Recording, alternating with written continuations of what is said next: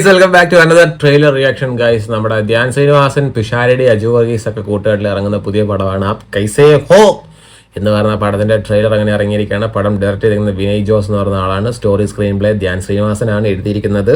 പുള്ളിയുടെ കഥയാണ്. സോ എന്തായാലും പടത്തിന്റെ ട്രെയിലർ ഇറങ്ങിയിട്ടുണ്ട്. സോ നമുക്ക് എന്തായാലും ട്രെയിലർ കാണാം ഗൈസ്. വലി കുടി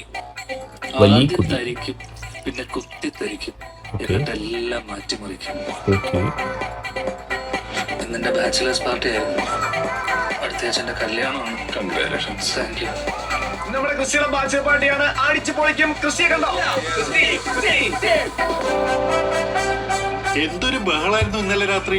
ഇന്നത്തെ അപ്പൊ ഇന്നും പാർട്ടി ഉണ്ടോ? ഇന്നാണ്, പക്ഷെ ഇന്നാണ് ലാസ്റ്റ്. എടാ നമ്മളൊന്ന് കുനിഞ്ഞിരുന്ന ഒരു കൂം പിടിച്ച് കലക്കും. ഒരു കൺട്രോൾ എപ്പോഴും നമ്മുടെ കയ്യിൽ വേണ്ടേ?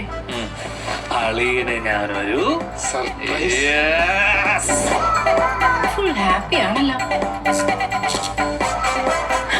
കളി ദയവ് ചെയ്ത് ഈ ഫ്ലാറ്റ് അലമ്പാക്കരുത്.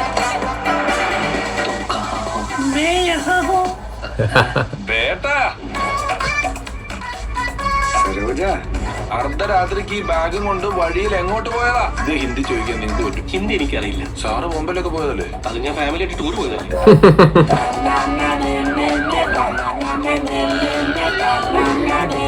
ആ പെണ്ണ് ചത്തു.